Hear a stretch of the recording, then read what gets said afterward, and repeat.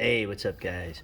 Castle of Frankenstein. This is made by the same people that do Scary Monsters. It comes out twice a year, okay, which is good for the wallet. Castle of Frankenstein back in the day, it was I think it was before my time. Okay, I remember I'm almost 50, so I'm too young to be a monster kid.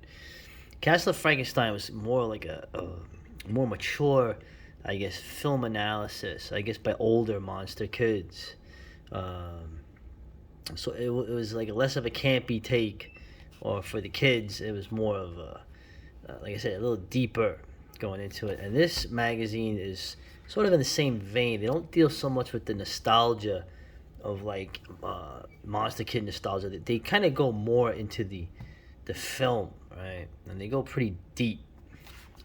Uh, right off the bat, the editorial. All right, so there's some of that, yes, famous monsters, pun campiness going on here, but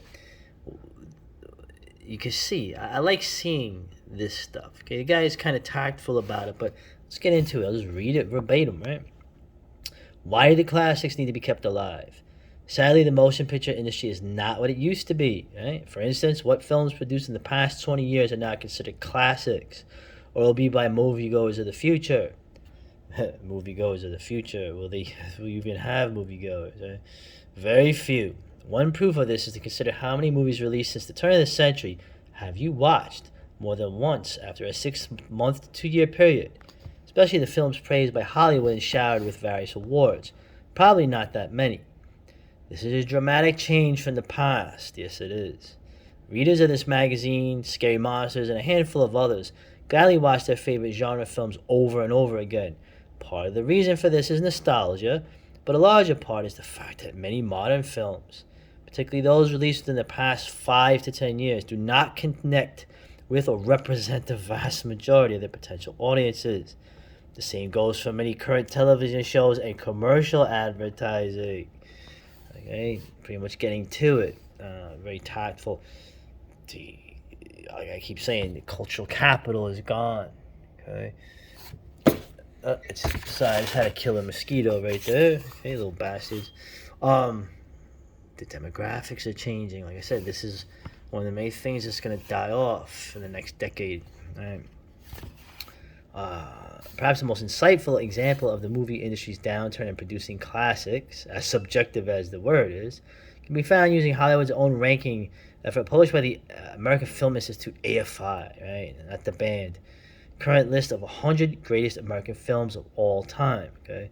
Including only one film released since 2001, The Lord of the Rings, right? It's ranked number 50. Towards the tail end of the list are 10 films released in the 90s. Now, they have five, whatever, but there's a truth in this. Now, you always had the old argument, oh, everybody says the new stuff is bad and the old stuff is better, right? Except with diminishing returns, and like I keep saying, the cultural capital is eroding. You're getting further away from the essence as you go further in time, okay? Decadence, okay? Decline. This is more than true, okay? So it was really refreshing to see this editorial point that out. Okay. Yeah, I'm not even gonna bring up the demographic situation of it. Right?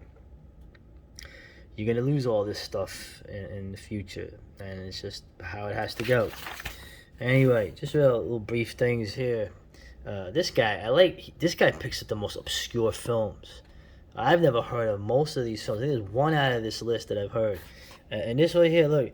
Badass monster killer, that's right. This guy is a monster fighter, Jimmy Chevelle, okay?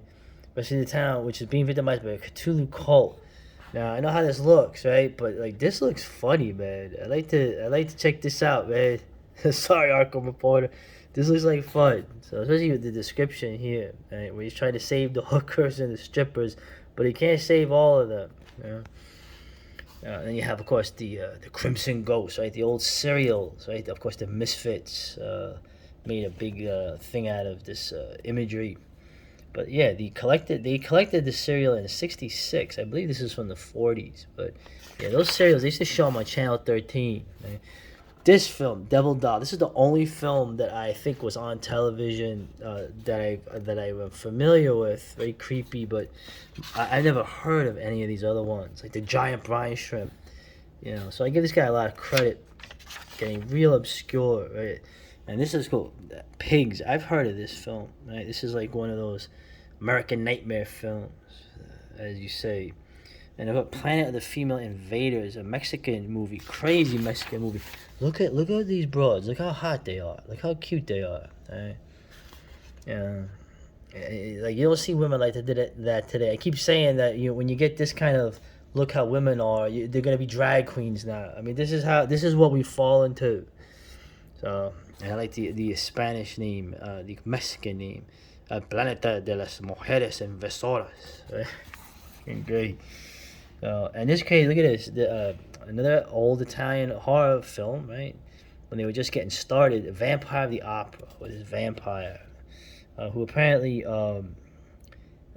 he uses his pitchfork to kill people more than his fangs. El monstruo dell'opera. Look at that. Cool, very cool. And running out, what a carve up. This is a horror comedy with Donald Pleasance and the very underrated Dennis Price, okay? And Michael Gow. So I don't think I've ever seen this, but like I said, a good resource list of very obscure films. Right? And so they have classic movie mistakes. Okay, it's interesting you have some of these things, which I'm not as interested in because it's like you're gonna make a lot of mistakes, continuity, right? George Powell, he wanted to make a sequel to The Time Machine. This would have been cool, where he goes further into the future, okay, and where I guess the Eloi survive living in these hive things as the Earth is dominated by giant insects. Okay, I like that idea of the Earth being dominated by insectoid creatures, and humans are kind of on their knees, and someone out of the picture has to come and try to save it. I always like that kind of concept. And apparently George Powell is an artist. These are the sketches that he made. Look how cool, look how Lovecraftian that is. Remember Starlog magazine? Remember that? Of course, this was never made, but this was novelized. Right? Time Machine 2. And there's an Eloi. Remember, if you actually read the book, remember the Eloi are like 4 feet tall, little like elf things that are kind of dumb. Right? So not as good looking as this French actress. John LeMay, this guy usually his expertise is unmade horror or unmade kaiju films mostly, but he's also a fan of the horror. So I'll recommend any of his books, John LeMay. And of course he talks about how Kiss of the Vampire was basically an altered version of Brides of Dracula, both great. Very different vampire films. Okay, Brides of Dracula might be one of the best Hammer films ever made. And they also talk about the original Frankenstein TV show that Hammer had made. Right, the pilot for the unmade TV series. Right, it's now known as Tales of Frankenstein. Of course, the issue with Universal was they didn't want. They said you couldn't make a Frankenstein movie, but it can't look anything like our Frankenstein, right? So obviously this wasn't gonna fly. You got Curse of Frankenstein, which is very different.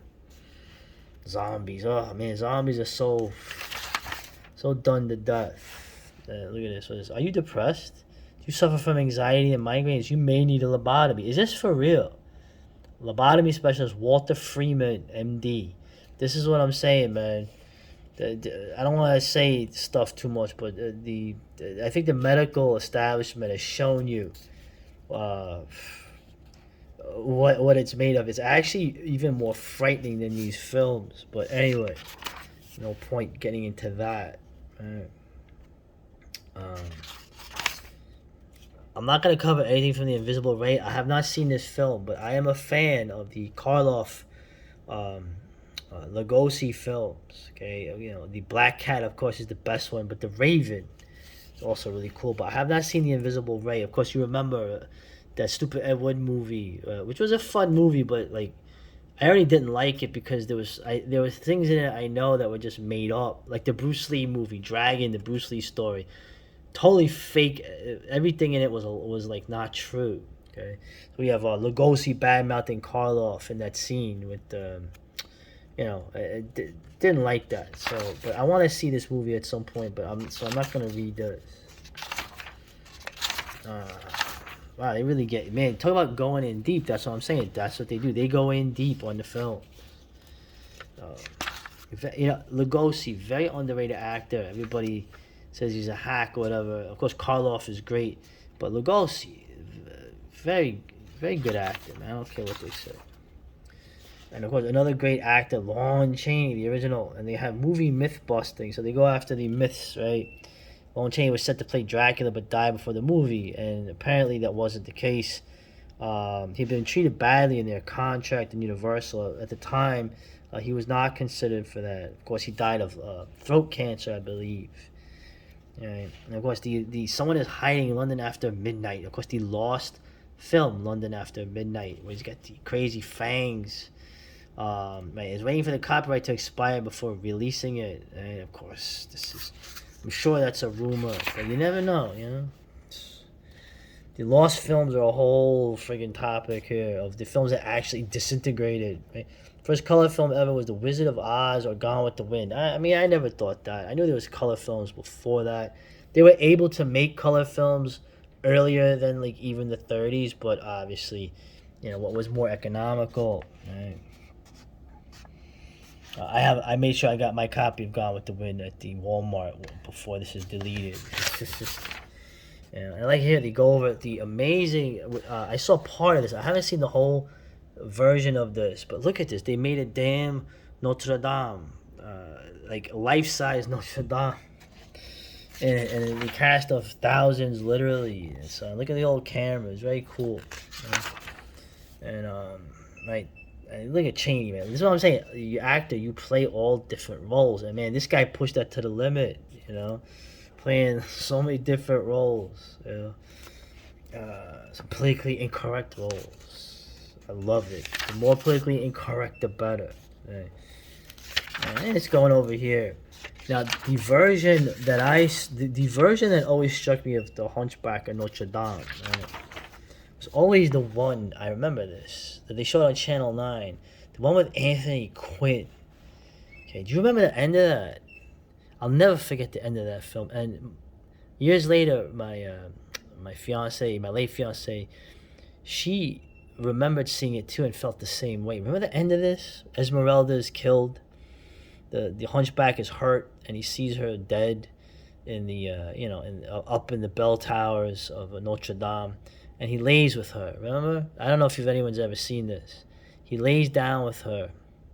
And in time-lapse photography, the next thing you see is skeletons. And then the next thing you see is just dust blown away. I'll never forget that as a kid, seeing that. It was so... I couldn't describe the feeling of it. Wasn't horror, it was sadness. Seeing such an ending. So... anyway, I'm just bringing up memories, rounding it out because we're running out of time. Discussing a short film. Of course, the short film is always the best for horror. I mean, let's be honest. In the future, a lot of films aren't going to be feature length anymore. People aren't going to have the attention span. If they're even culturally in that zeitgeist, if you know what I'm saying. And it's something on the Brinks job, right, where they wore superhero masks, lifelike rubber masks.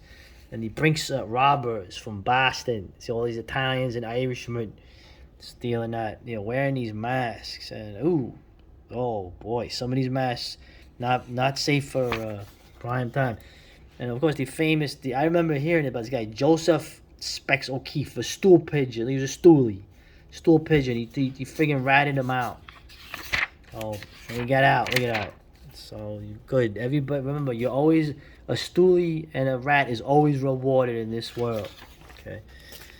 And a little thing about The Dangerous Game. Remember that story? Of course, the Naked Prey. I'm gonna do a whole video on this great film at some point. Get to the end here. Of course, they go to some movies. Knock at the cabin. No, thank you. Um, and then that's it. And going into how they make the money also selling these models. So, and that's Castle of Frankenstein biannual. I've had 2 other issues of these high quality, very good, the good horror magazines. Get them.